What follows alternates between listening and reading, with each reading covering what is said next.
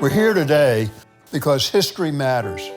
It clarifies the past, but it also helps us to understand the present, and perhaps even more importantly, it informs the future. Among the questions we will ask this amazing panel, which I was thinking about, you could call us the 4 M's. We are from Manhattan, Mississippi, Maine, and Main Street. We will explore the role of the rabbinic and Gedolim leadership, as well as elucidate some of the factors that result in congregations disappearing and in congregations surviving. Macy B. Hart, founder and trustee emeritus of the Goldring Woldenberg Institute of Southern Jewish Life. Macy has had a distinguished career in service, particularly to the plight of small congregations. He has been a pioneer and powerful voice in the areas of civic engagement, cultural contributions, and Jewish communal work. David Freudenreich. David is the Pulver Family Professor of Jewish Studies at Colby College, where he serves as chair of the Jewish Studies Department, as well as being a member of the Religious Studies Department and associate director of the Center for Small Town Jewish Life, which is centered at Colby. David received his BA from Brandeis University, rabbinic ordination from the Jewish Theological Seminary of America, and his PhD from Columbia University. Carol Henry Dunn, a graduate of the University of Pennsylvania, with a master's degree from the University of Scranton. Macy, help us to understand. We know that over the past 50 years, small congregations such as this have been disappearing at an alarming rate. What's happening? Why does that happen? It is outward migration. We don't live where we were raised. 75% of us do not live where we were raised. That is a factor that has led many congregations to go from large congregation size to mid-size to small to non-existent. So what has happened is, not just in the Jewish world, but in the secular world we live in America, is that we encourage our young people to go somewhere else for family, for economic opportunity, for education, and all the things that will contribute to their families being the next generation wherever they are. This is a normal congregation. This is not abnormal. The abnormal are the ones that are growing and thriving in some ways in the larger communities because we fed them. And when people leave congregations like this, the children, and they move to these other places, they become parts of the pillars of the congregation because they knew for them to have a Jewish life or experience, they had to work for it. There wasn't somebody who was going to bring the shovel for Tu B'Shvat. We had to bring it ourselves in the small communities. So we found ourselves being deeply involved in the growth or the stability of the smaller communities. People who live in small communities are looking for different kinds of things in their life, are looking for different kinds of community, value different ways of being with one another than one often finds in major metros. And Jewish life in Maine had better feel like Maine and not like Manhattan.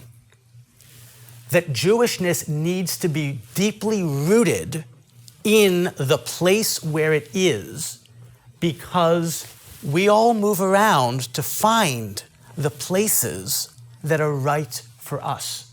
In Montgomery, Alabama, they merged with conservative. There were 3 congregations in Montgomery, one Sephardic, one conservative, one Reform. When the Sephardic just didn't have enough to continue any viability, they merged with the conservative. So now you have 2 congregations and they're more working together. But there's much more Ashkenazi in the world that we live in, the 13 states that I have concentrated on, much more Ashkenazi than Sephardim. Nowadays, what we're seeing is that, these ethnic identities are now so many generations beyond that people are intermingling in all sorts of ways. Carol, as the historian in me, I'm interested in what that community was like 175 years. A little bit more what you can share with us that brought these people here and gave them the willingness to put down their roots here. In 1820, there was a population of just over 4,000 people countywide.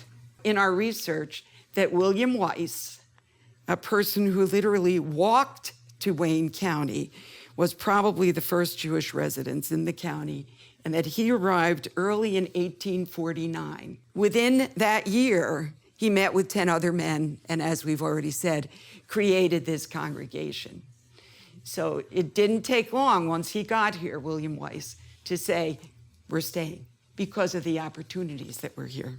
And the thinking and the broad ideas and so forth would have affected those people who came here to live. And the all-important connection to New York City. What are some of the other reasons? My personal thought was you got a lot of more mixed marriages going on. In the people that have chosen Judaism or have converted for their spouse or because they saw what was the religion's benefits and just the greatness of it all, let's say, they became more Jewish than the Jewish partner that they married. And that has helped sustain a lot of these smaller communities. The key questions are, do you have a group of people who are committed to a thriving Jewish community? Another key piece, and it's becoming increasingly important in recent decades, is professional leadership. It is not easy to keep a nonprofit organization of any sort thriving. There's no one answer. There's no one solution. Religious communities are especially challenging. Communities that are diverse are even more challenging. And what we've seen happen in Maine over the last 15 years, and it started at Beth Israel Congregation in Waterville, home of Colby College. The synagogue was down to maybe, if you squint, 20 members. They bet the endowment principle on bringing in a rabbi, and that rabbi has now quadrupled the membership of the congregation, just successfully completed a multi-million-dollar capital campaign to renovate their building, putting in a brand new state-of-the-art mikveh, among other things. Waterville, Maine has become one of the hubs of Jewish life across the state of Maine. And all the other small synagogues in Maine took notice. And 5 synagogues since that time have shifted from full lay leadership or kind of part-time professional leadership to most or full-time professional leadership. And every single one of them is now thriving rather than merely surviving. Another strategy that a number of communities have turned to in recent years is finding somebody in the community who has a passion for this work. And they become trained. And they become rabbis or other Jewish communal professionals serving in their own community. And with the rise of rabbinical education that happens partly or entirely online, it's becoming easier and easier for small town communities to scale up their own leadership to make that happen. And the best way for us to build community is to be a community. A third model is to say, okay, we understand that there are things that rabbis can offer, but we're going to go a different route. We're going to hire somebody who can be a dedicated professional, who can be an executive director, who's bringing some skill set that might have a degree attached to it and might not. But this is the person who's committed to keeping this organization going or even to creating an organization from scratch, as with one of the communities that we're supporting. And they are doing phenomenal things. What matters is to have somebody who takes it seriously, who takes it as their job, literally, to ensure that Jewish life is thriving in that community they care about so deeply. And if you've got the group of people who want to see that happen, and you've got the professional leader who can help them realize that vision, you're set for success. It is the most important element in my mind of how we sustain a Jewish community, is making sure that we get children in the Jewish camps around the country to meet other Jews who are going to be lifelong friends. Henry Schuyler, Skip Inches, they're friends because of their camp experiences that brought them together. The issues that we face today are about, as much as we are a community, we still are isolated in some ways. There's a long-standing tradition, but there's a lot of interest in change, and we often think about small-town communities as being resistant to change. And you know what? In some ways, small-town communities, at least within the Jewish world, are often at the forefront of change. They get along. They work together, they live together as neighbors, because that's what you do in a small town. You support one another, you care for one another, you get to understand one another. We've identified three things: a community, a rabbinic leadership needed, and this third thing about real leadership who are willing to take that community on its back and carry it, and how important that is. But the role of the leadership is a combined leadership. There are needs, even though the congregations are not-for-profits, they're still businesses. It takes money to operate them. It takes money to do events. It takes money for there to be maintenance and upkeep of a gorgeous building. So one area for leadership is for the leadership not to think that one person is always going to be there to take care of our needs.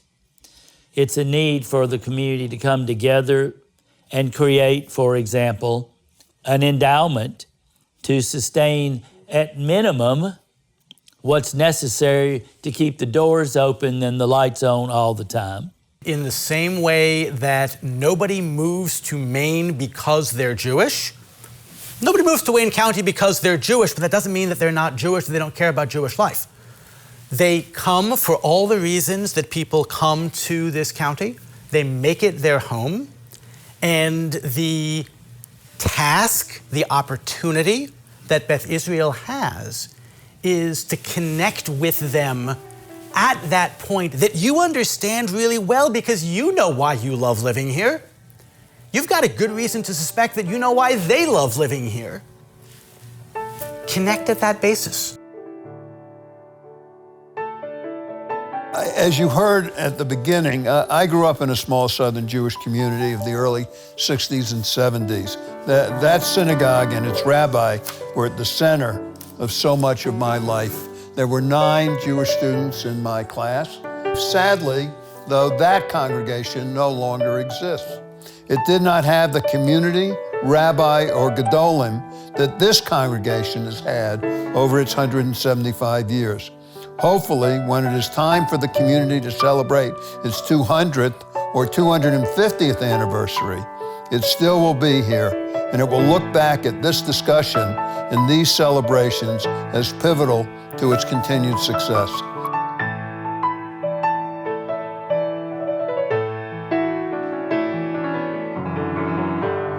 When I think about thanks, I think about 175 years ago. These 10, 11, 12 men who gathered, who are represented here by some of the people who are their descendants. I think about what they planted for us, what they built for us in 1856 in this building. They saw here a possibility. They didn't just see an immediate need to build a synagogue. They saw a possibility of a Jewish community. And in this place, we have that community.